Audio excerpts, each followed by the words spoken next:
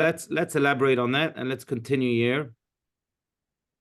At the bottom of 289, right, Elisabetta? 289. Yes. Yes. Eternally, the tzaddik and the Beinoni. So now comparing the two, the Beinoni, the in-betweener, and the tzaddik, as mentioned, whose evil is either completely dormant, who is the person who's has been able to transform his evil into good. So comparing the two, the tzaddik and the Beinoni, Rabbi Steinsaltz here continues with his commentary. Does anyone want to read? Is Margot not here today? She usually does the reading. Yeah, I guess so. Okay, I don't see her. No. Okay. So Elisabetta, prego. Okay. Externally, the tzaddik and the Beinoni are virtually indistinguishable. They both behave the same way.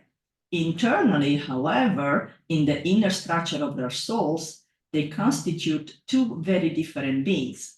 Here, the Beinoni is indistinguishable from the Rasha.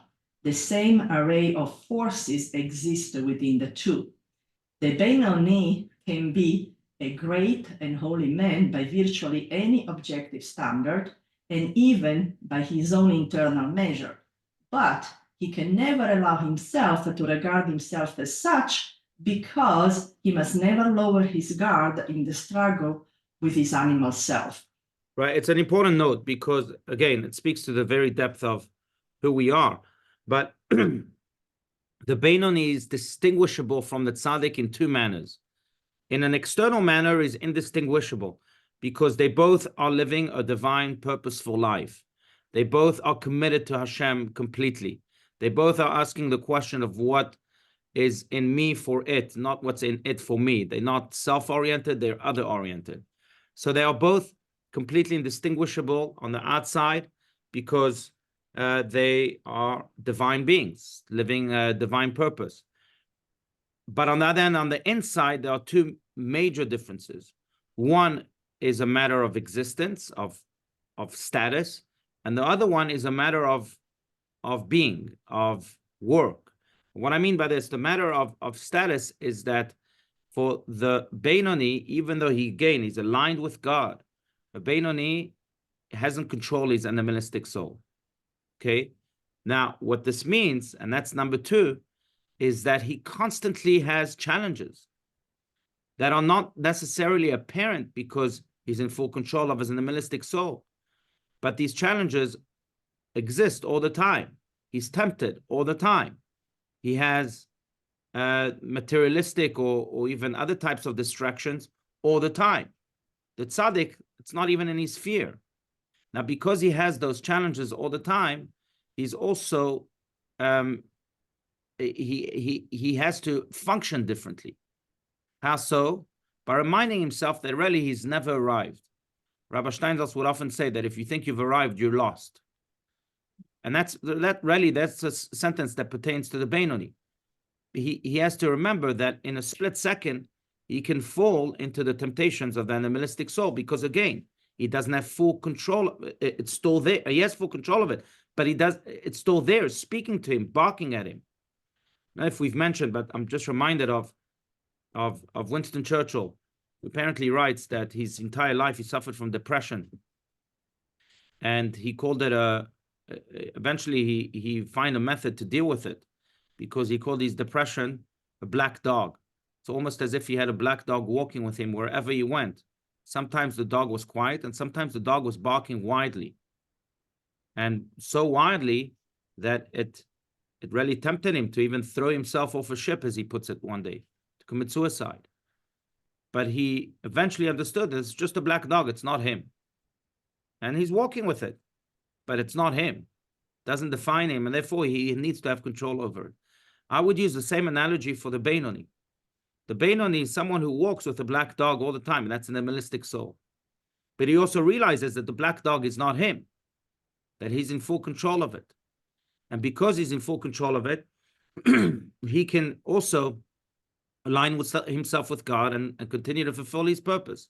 He doesn't have to be bothered by it, or at least pulled away from himself, from his true self by it. And that's what this is saying. And that's why on the surface, the tzaddik and the Beinoni are almost the same. They both are aligned with God. But deep inside, in the depths of their souls, they're very, very different. The Beinoni, on the one hand, faces constant challenges by this black dog, so to speak, and the tzaddik doesn't. But I will say, and I will quote what the Talmud says, that in many ways you might think that the tzaddik is on a higher level because he's conquered his evil. He's evil within.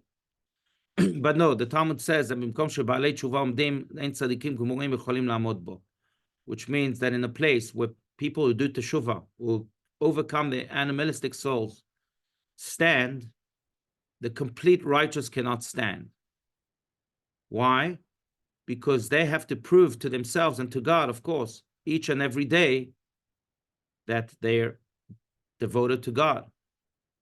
That devotion to God that comes with those challenges is so much more precious to God than a person who has it on cruise control, if I can use that term, which is what the tzaddik is. He's on a cruise control type of relationship. But it's specifically through those challenges that we can really attain that which even the complete tzaddik cannot attain.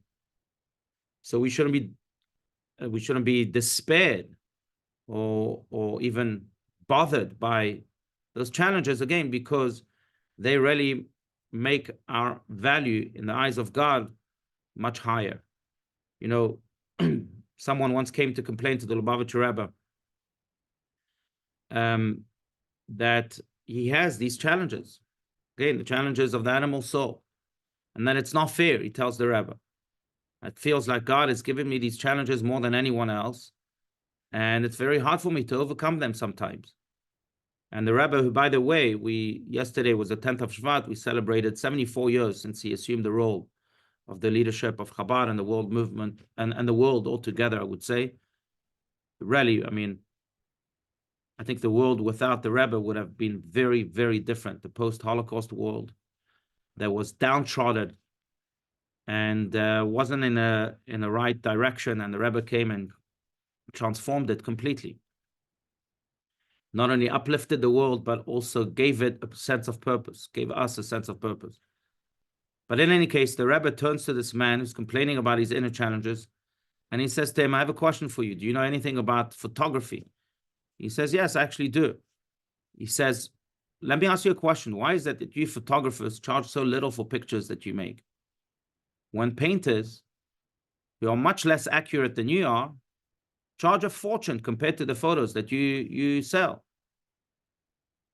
He says, look, I don't know, but maybe the Rebbe can tell me.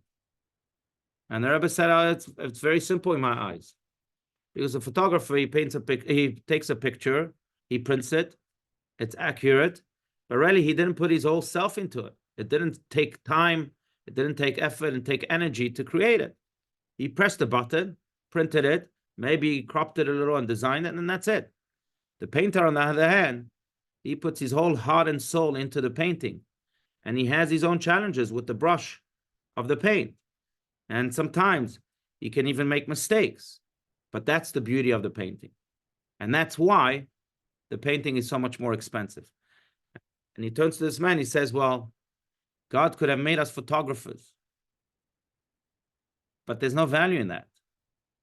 God makes us painters of our own paintings, of our own life paintings, because that's where the value is. Each time we're able to overcome animal soul, each time we're able to take a brush and stroke it in a divine way, not in a animalistic way, then the value of our painting only increases. And that's really the idea here. On the first surface, we might be the same, but on the inside, we're not. But it's specifically those challenges that really lift us even higher than the level of the tzaddik.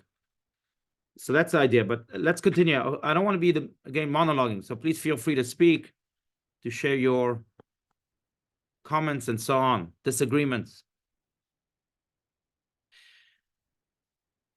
Okay.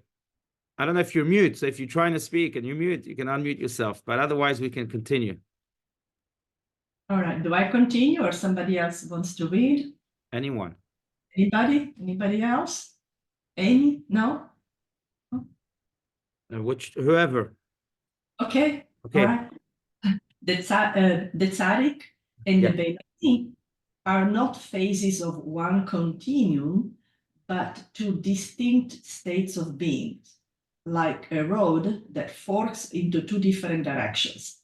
These are not rungs on the same ladder, where one climbs from the rung of the Beinoni to a higher one in order to become a tzaddik, but two different paths through life.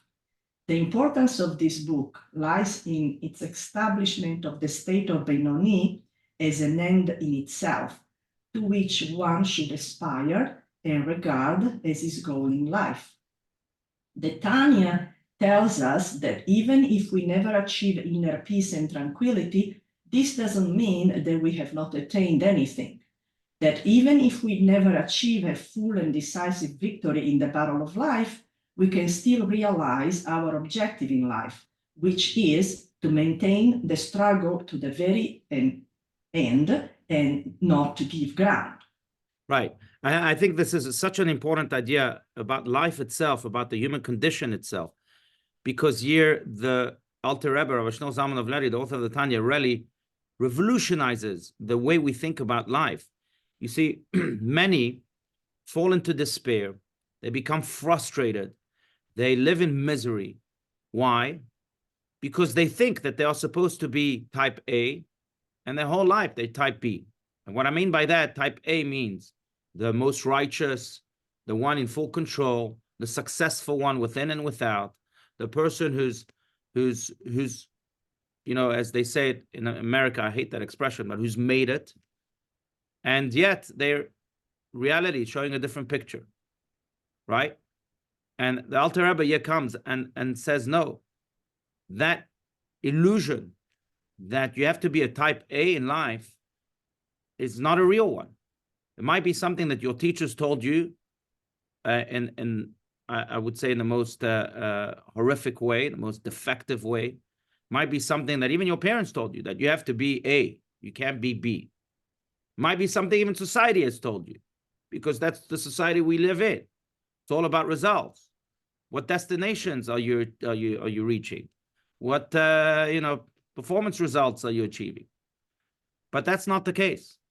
That's not what makes you a type A. A type B can be more of a type A than a type A itself. How so? Type B has many, many struggles. And these struggles are sometimes life struggles. And they continue on each and every day. But just the mere fact that a person is able to overcome these struggles time and time and time again will ensure that he reaches a level that is higher than the type A himself. Because the divine reality that is created through overcoming these struggles is a divine reality that shines so much brighter than someone who might just be on cruise control, who life comes easy for him, or his internal struggles do not necessarily exist. That really changes, if you think about it, really goes against what society might be teaching us. But it's something that's so important to understand, because I think it would change the way we educate our children, and change the way life and in America and the Western world is. And it really comes to celebrate the struggles instead of looking down at them. And it comes to celebrate those people with struggles instead of looking down at them. I'll share with you just personally, I was last week in Israel, as some of you may know, or it's now more than last week. It's about 10 days ago. And we visited some of the soldiers that were injured in Gaza, and as some of them were injured physically, some of them mentally. We went to a place in the Negev called Adi Negev. That is a place, it's just an inspiring place. Every avenue and every alley of it and every room of it. It's a place that deals with special needs children and adults. In fact, one of the people we met there was the head of Zaka. I immediately recognized him. So I approached him and I said to him, you have a very familiar face. If you don't mind asking you who you are. And he says, look, I'm the head of Zaka. Zaka is an organization in Israel that is in charge of identifying bodies, and making sure to bury them with dignity and according to Jewish law. And as you can imagine, on October 7th and the days and weeks following that dreadful day, their work was beyond any wildest imagination. Not only did they have to identify bodies, but they had to scratch bodies from all sorts of places. I'm not going to go into details. But the head of Zaka is there in this place for special needs. And he tells me very honestly, I'm here because of the work I've been doing for the past few weeks. I lost it. And I asked him to come and speak to our group and so on. And he tells us about his struggles. But as we're hearing his struggles, and this was true for every injured soldier that we visited and for every person in that category, so to speak, we saw the beauty of the soul shine through more than any tzaddik I've ever met. Specifically through those struggles that they had to overcome every single day, they reached a level of holiness and of just light that is so radiating through them that I don't know if any type A can reach. And that's exactly what the Tanya is saying here. Those people who do, and most of us do, every single day, we have those inner. We shouldn't despair, quite the opposite. It's exactly what's creating this valuable painting. Let's not fall into what society might dictate. Who cares? It's just not true. And I saw it again in the head of Zaka and many other people. But that's why the Beinoni year is celebrated. And that's why this book altogether, chapter 12, again emphasizes the beauty of the Beinoni. To really, and it's true on a personal level, I'm sure everyone faces challenges, some great and some small. So we can say, gosh, I want serenity. I remember I once blessed someone with serenity in front of Rabbi Steinsaltz, and Rabbi Steinsaltz gave me on the head for it. He said, really, life of serenity, that you have in the cemetery. If you want a life of meaning, you can't really have serenity. And that was typical of Rabbi Steinsaltz, who constantly was forever driven, constantly never rested, really. That doesn't mean you can't wish for peace of mind, of moments of serenity, but a life of complete serenity, that almost doesn't exist for Beinoni. Most of us are struggling to become Beinonis. But because, again, life is about creating that beauty that comes specifically from struggles. And that in of itself should lead us to hope rather than to despair, and to light rather than to darkness. Okay, I'd love to hear your comments. I've been the only one speaking today, so please feel free to speak your minds. I don't know if we can continue, but... Okay, let's continue. 290 in chapter 27 of Tanya. I'll read. Oh, good. Oh, yes, please, Amy. Okay. In chapter 27 of Tanya, the author writes that God creates two types of people and makes different demands on each. Only a few people are given the ability to achieve inner peace and tranquility in their lives, and only they are expected to achieve this. Most people are not granted the possibility, are not required to attain this state, and never will. Right. We are not speaking, of course, of the peace and tranquility a soul gains in the world to come in reward for its labors in this world, regarding which it is said, according to the pain is the gain. Indeed, the Beinoni may obtain a greater reward there than the tzaddik, because he struggles harder and suffers more pain. Right. And by the way, we see that in the people that really make a difference in history. They made a difference through struggle. I was just thinking about that yesterday again, because yesterday was the yahrzeit of the previous Lubavitcher Rebbe, Rabbi Yosef Yitzchak Schneerson, of blessed memory, who had struggle after struggle after struggle in life until he died. Yet it's because of these struggles that he achieved so much. In the 1920s, he was facing communist Russia they tried to eradicate Judaism, and he almost single-handedly created a network of underground schools and synagogues and mikvahs and yeshivas and all sorts of things to fight this wave of the communists that sought to again destroy Judaism. And he was quite successful. When he left in the 1930s, he continued. He had to fundraise for it. Yet he continued to support this underground network from afar.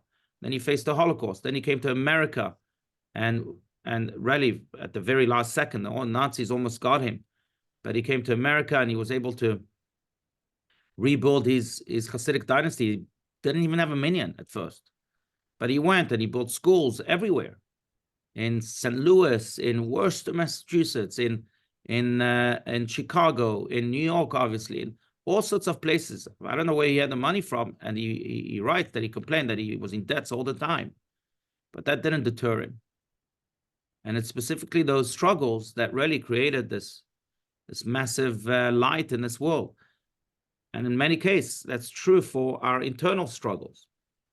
Now we're talking about, worldly people who made an impact on the world, but it's true also for us. It's specifically those struggles that can lead us to levels that we wouldn't reach without those struggles. I mean, think about it this way. I think everyone will confess here that if I had to ask you, what are your moments of growth, of the most growth that you experienced in your life, I'm sure you would relate to moments that included also some of the harshest challenges you faced. That's what this line that was just quoted really means. According to the pain is the gain, from the Ethics of Our Fathers, Fum Tzara Agra. And unfortunately, we focus too much on the pain. Natural, because that's what shouts at us at the moment. I'm hurting. But I've never seen an olive oil maker focus too much on the crushing of the olive. I've never seen a winemaker focus too much on the crushing of the grape. It's part of the process. But they focus on the wine and focus on the olive oil. And so too, we should focus on the gain that comes from every pain. Okay, let's continue. The Beinoni. Okay. The Beinoni is one in whom the struggle between good and evil is constant. Indeed, the moment that there is a lull in the battle, the Beinoni must grow alarmed, because this is a sure sign that something is amiss.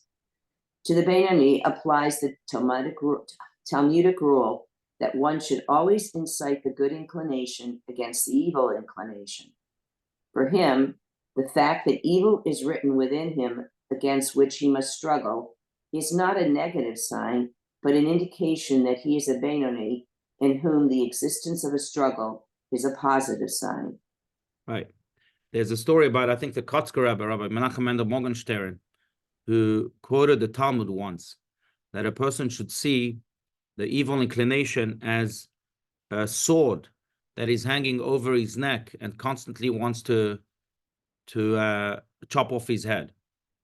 That's the dramatic metaphor in the Talmud. And all of a sudden, a student says to the Kotzker Rebbe, he says, well, what if I don't feel that? I don't feel that. I can't get to that level of consciousness. So Kotzker Rebbe was very, very harsh, very harsh. I mean, there's so many stories about him being very harsh, but on the other hand, his harshness carried so much truth. He says to the student, if you don't feel that, that means the evil inclination already chopped off your head. It's a harsh statement to make, but that's what this is saying. That if I feel a struggle, it means I still have a head, and it means that I have the power to be a Beinoni at that moment. And there's no greater feeling than oh, I can become a Beinoni at this moment. I can really achieve that which God wants me to achieve now. It should elevate me, not do the opposite. It means I have a head. It's like they would tell us, right? Oh, you have a headache? It means you have a head. Yeah. Okay. So, yeah, celebrate your head, not the pain and your headache. Or celebrate your head, not the sword that's hanging above it, in the words of the Talmud. Okay.